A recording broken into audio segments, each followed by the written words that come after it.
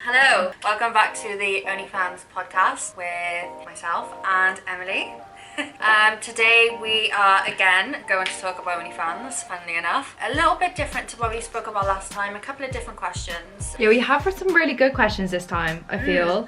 So some of you actually sent your questions in. They're really interesting, like some of them, I'm not gonna lie, like I don't know what the fuck is going through your heads. But yeah, so should we dive right in? Let's dive right in. So, what are the pros and cons of starting an OnlyFans? That's interesting. Do you want to answer this one first? Okay, pros, I mean, if you want a yacht, yeah. If you want like a few Maseratis, I don't know, maybe a Ferrari and a Jag. It's the life for you, to be honest. If you also want to be your own boss and you want to feel empowered as a woman and be told that you are beautiful every day, oh, a hard life. It is the job for you. However, your father will leave, your mother will be ashamed, and you will be in your big mansion alone. I'm joking. With all your hoe friends. I would say it's just the fact that it's quite a lot of hate. It is quite a lot of hate. Quite a lot of confidence you have to fully take it on. It's out there, like, it's gonna happen, do you know what I mean? People are gonna find it.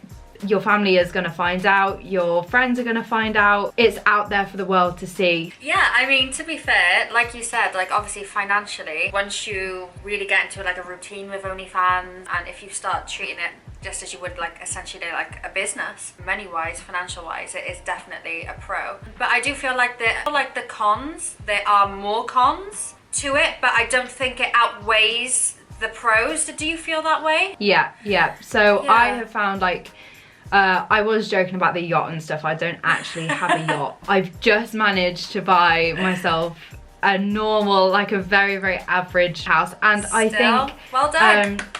Yeah, thank you very much. It basically, you can do it when you're a bit younger, but you can set yourself up for life. I feel like it's mainly if you don't want that average life and you want to really like just do something fucking weird or like extravagant. There is an awful lot of cons to it. I found it very, very difficult like throughout my time period of doing this whole thing, but I've also found an awful lot of joy out of it. And I think that the people that do stay in your life after knowing about it, not naming any names who have left, yeah, then it really narrows down like who actually matters, because anyone who has an issue wouldn't if they actually cared about you, do you know what I mean? Yeah, no, exactly. So I guess even some of the cons that can actually be turned into pros, because even the people that look down on you or leave you because of it, like they're obviously not the most accepting people for you anyway, you know.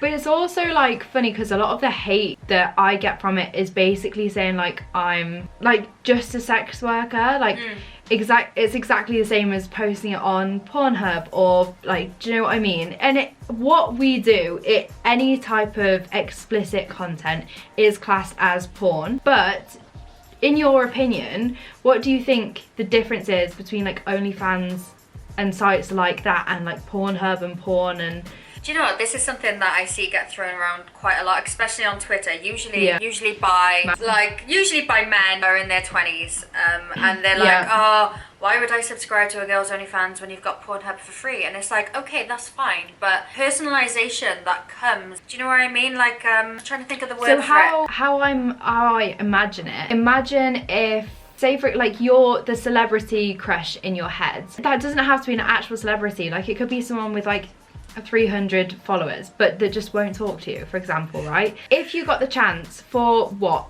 the same as a Mackey's, once a month to go and be able to talk to them every day, to be able to see them in a way that like you don't normally get to see anyone in a sexual way, get custom content from them, and it's like porn but it's personalised to exactly what you want from. Well, that's what I was going to say. Of course, there is absolutely tons and tons of free porn out there on Pornhub, on other websites, etc., etc. But you won't find anything of me on there. So I find it a bit mad when people are like, oh, well, you know, there's free porn to watch, and it's like, okay, that's fine. You can go and watch free porn, but you can't watch me for free. So if you want to see me, you're gonna subscribe to my OnlyFans. Do you see what I mean? But the other thing is, I personally don't agree with with Pornhub. I've boycotted it. I don't watch porn from Pornhub anymore. Same. Because they don't verify their users like OnlyFans do. They don't make sure that they're overage or like consensual. OnlyFans do. Or that have consented and signed agreements. Like it's oh, I can't believe the amount of cases on Pornhub that Pornhub will ignore because they're getting money from it. It's disgusting. On Pornhub, there's like Emily just said, there's underage porn, there's non-consensual porn. I mean, so yeah, there's a huge difference between Pornhub and OnlyFans, and I think, like we were saying, the whole customized personalization of it is probably definitely the biggest thing, isn't it? Yeah, definitely. Yes. Okay, this is interesting actually. So, what would be your 3 biggest tips for somebody who is starting out on OnlyFans? Make content you are proud of. Make content that you will sit there and be like, if that gets leaked, then that happy birthday to them. Like, fucking hell. That is some good ass titties. And also, like, you're never going to be embarrassed. Like, why on earth would you be embarrassed when you've put this like piece of art out? I would say tell the people around you. If you really want to start, tell the people around you. It could be when you've already earned fuckloads from it. Like, I didn't tell my mum for quite a while. It's like when you're trying to do something, they don't accept it as much as when you've done it and succeeded. The whole thing is like kind of like asking for forgiveness is, what's that saying? Like, asking for forgiveness is easier than asking for permission. Fits in perfectly in regards to what you were saying. Yeah, do you know what? The only kind of tip really, like the biggest one that stands out to me is regarding like leaks, for example. I would say, like, if you're gonna get into OnlyFans and you're gonna try and make it big, you're gonna try and, you know, really get into that like 0.0%. Unfortunately, there are going to be leaks, like, and I think as long as you're willing to accept that that's going to happen, because it can cause a lot of anxiety, do you know what I mean? It can be like really anxious to like see stuff about you, like see things in random places on random sites, just a case as well that like people will find out that you do it eventually, like people will find out. So I found for me it was better to just go in there straight away, be like, look, this is what I'm doing, you can have your opinion, that's fine, but I'm happy doing it and I want to do it. I know everyone's different, so I don't know if that tip is useful for everybody. I think like that also, it kind of pushes people as well to get your OnlyFans. What I feel helps is if you like post on your Twitter but only to a certain clothing level or only showing a certain amount of body, and then going to your OnlyFans and then showing another certain amount of body, which is obviously more than Twitter, for example, or like just more explicit content, whatever you're comfortable with. I actually find that then that is a very like good way to keep people every month. Like you can reward them, so anyone that resubscribes, send them something free, like a free video, or I find that helps a lot. What I tend to do is send them a specific photo, like an explicit photo, for example, that obviously the people who don't have Renew On wouldn't get. And also like if you do resubscribe, and you let me know you've resubscribed, I'll send a little clip. But yeah, I think keeping people there is almost better than getting new people. Getting new people is amazing and I love it, but you fully get to know people. Like I talk to people every day. I forgot, but I was going to mention this earlier when you were saying about like the difference of OnlyFans and Pornhub, and it kind of fits into this question. So I find that like there is so many people on my OnlyFans that I speak to on like a personal level in regards to like their mental health and stuff like that. Like a lot of men subscribe and just open up to me, like fully open up about lockdown, how they're feeling, and I like having those personal conversations. And also those are the type of people that I notice end up staying subscribed for like months and months and months, just because like they appreciate like the conversations, you know. I think having consistent content on your feed, definitely another like plus to making people stay. If you post like once every 3 days and then you don't post for a week and then you post like every day for a few days. I personally post every day. I try to post multiple times every day, but it's at least like 1 or 2 posts per day. So what do you post? Yeah, I do tend to do, as of late, definitely. So I never used to post as frequently, because what I used to do was post like quite long videos on my feed. So I'd post videos which were about like 2 minutes long. So then I would have like a day. I subscribed when I first knew Tony, and oh my god, you you did, didn't you? You subscribed like a year ago. I did, yeah.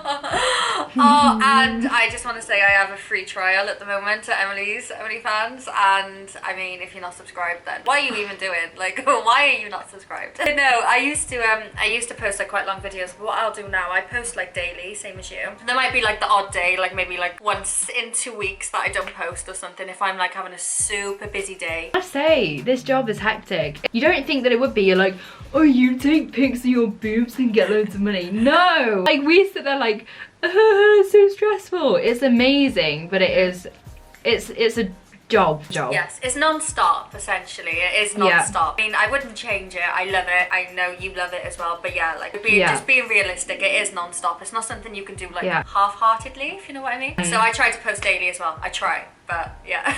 Yeah. Okay, so what is the most embarrassing OnlyFans story? Oh, embarrassing OnlyFans story. This story is probably more embarrassing for, well, it's 100% not embarrassing for me, but it's embarrassing for the person who did it, but he deserves to be embarrassed because of his actions. Okay.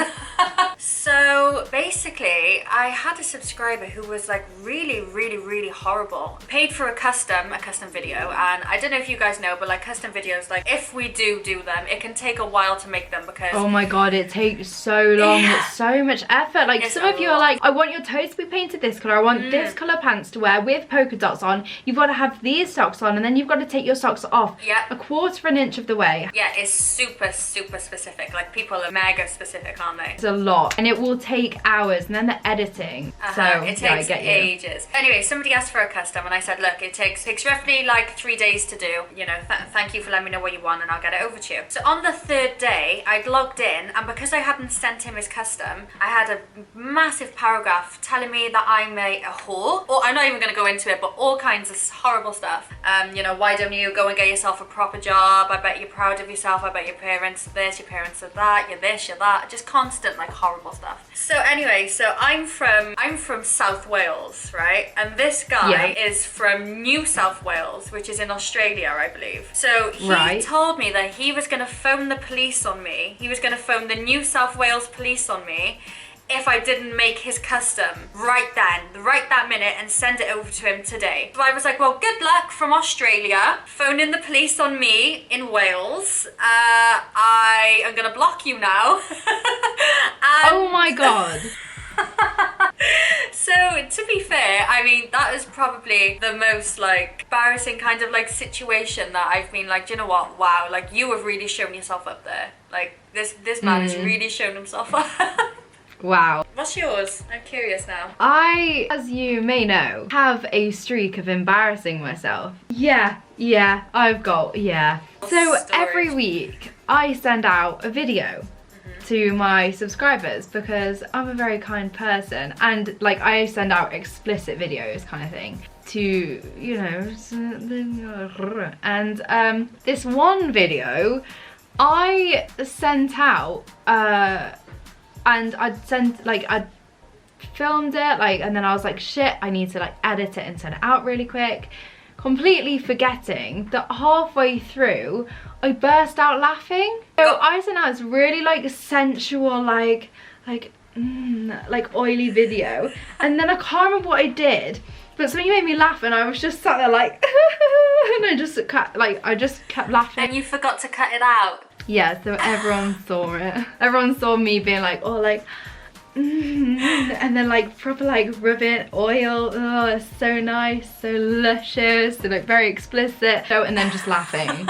So, I love that. I wish I bought that. Have you ever had an orgasm so good that you've either had a laughing fit or cried afterwards? I've cried once after like having sex, because I don't know why either, because it was great. I mean, it was great sex, and then for some reason afterwards when it was finished I went into the bathroom and cried. I don't know why. I don't know if that's the same kind of situation or... Yeah, maybe. I think what it is like an overflow of emotions, because like your hormones are so intense in that moment, because so... But it doesn't happen often, Emily. No, it's not something that happens often. This is the final thing that we've had. This has actually gone super quick.